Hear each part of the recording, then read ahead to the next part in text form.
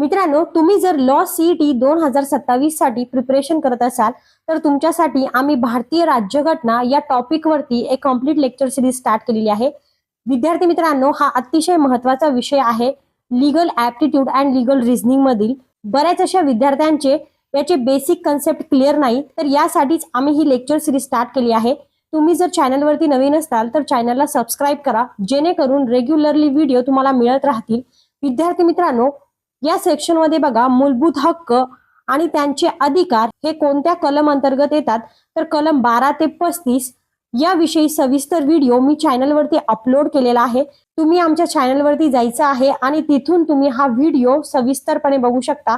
तर या ठिकाणी बघा, एक शॉर्ट मध्ये मी तुम्हाला सांगते, कलम 14 ते 18 यामध्ये समतेचा अधिकार आहे।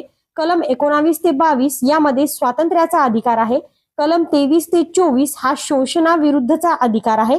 कलम 25 ते 28 हा धार्मिक स्वातंत्र्य विषयीचा अधिकार आहे आणि कलम 29 ते 30 या दरम्यान शिक्षण संस्कृती आणि त्याला जपण्याचा अधिकार आहे। त्याचबरोबर कलम 32 ते 35 यामध्ये संविधानिक उपचाराचा अधिकार आहे। तर अशाच पद्धतीने रेग्युलरली भारतीय राज्यघटनामधील टॉपिक क्लिअर करण्यासाठी आणि हा संपूर्ण विषय व्यवस्थितपणे सोप्या रीतीने शिकण्यासाठी तुम्ही आमच्या या चॅनलला सबस्क्राइब करा आणि तुम्ही या व्यतिरिक्त आमच्या चॅनलवर जाऊन लॉ सीईटी 2027 साठी वेगवेगळ्या विषयावर व्हिडिओ बघू शकता आणि तुमचा अभ्यास करू शकता, जेणेकरून परीक्षेत तुम्हाला चांगले गुण मिळतील। तर व्हिडिओ आवडला असेल तर लाईक करा आणि शेअर करा।